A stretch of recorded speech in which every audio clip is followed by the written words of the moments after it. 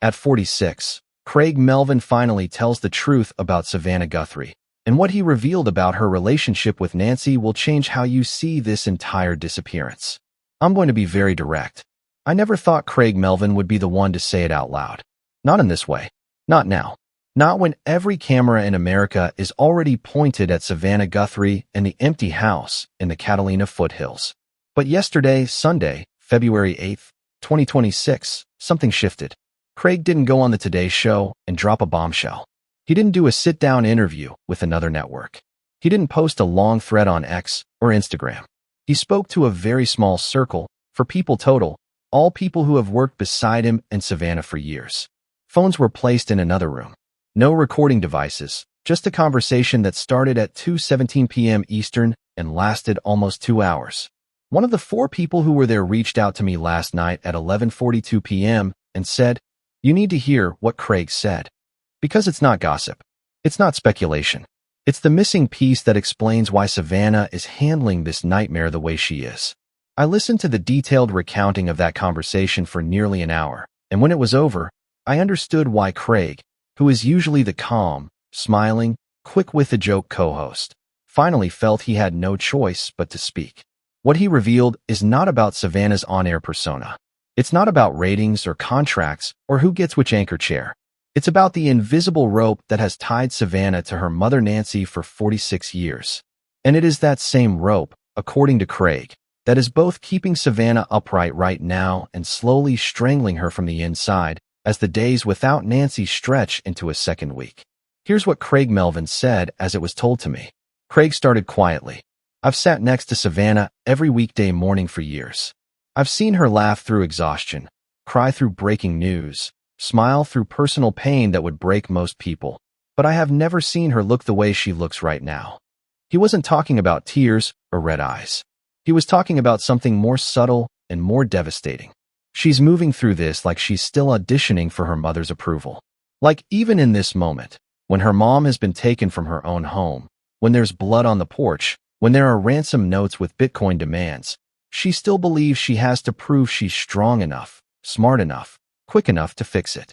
And if she doesn't, she will have failed the one test that has always mattered most to her. One of the people in the room asked the natural follow-up. "You're saying this is about Nancy?" "Even now," Craig answered without hesitation. "I'm saying this has always been about Nancy, and it still is. Even when Nancy can't speak, can't text, can't call, can't send a single emoji of encouragement, Savannah is still hearing her mother's voice in her head. And that voice is saying the same thing it said since Savannah was in middle school. You can do better.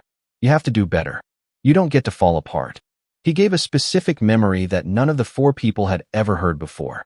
When Savannah was 22, she had just graduated from the University of Arizona. She was offered a job at a small station in Tucson, her dream job at the time, entry-level, low pay, long hours. She called her mom to tell her the good news. Nancy's response, according to what Savannah later told Craig, was, "That's nice, but you're going to law school. You're not going to waste your brain reading police reports and covering city council meetings. You're going to be someone who matters." Savannah didn't take the job. She went to law school. She became a lawyer. Then she became a network correspondent. Then she became a co-anchor of the Today Show. Craig said she never told that story as a complaint. She told it like it was proof her mother loved her enough to hold her to a higher standard. But I watched her face when she told it. There was pride, and there was also something that looked a lot like fear. Fear that if she ever stopped running, if she ever slowed down, if she ever admitted she was tired or scared or unsure, the love would disappear. He paused. That's the dynamic we're seeing play out right now in real time. Savannah is terrified that if she breaks down completely, if she lets the world see how shattered she really is, her mother will somehow know and will be disappointed. Even if Nancy is tied up somewhere, even if she's in pain, even if she's barely conscious without her heart medicine, in Savannah's mind, Nancy is still watching, still grading, still waiting to see if her daughter is strong enough to bring her home. Craig said the second video, the one where Savannah said, "We will pay," was the moment he realized how deep this went. When she looked into that camera and said those 4 words, her voice was steady, too steady. She sounded like she was reading a settlement agreement, not begging for her mother's life. "And I knew exactly why," he said. Because Nancy taught her that emotion is weakness. Vulnerability is failure. You state what you're willing to give. You state your terms. And you keep your chin up, always. He added something that made everyone in the room sit back.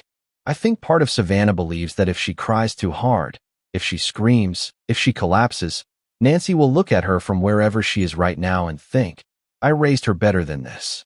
And that thought is literally killing her faster than any ransom deadline. One of the people asked, do you think Nancy would actually feel that way, even in this situation? Craig's answer was careful but firm.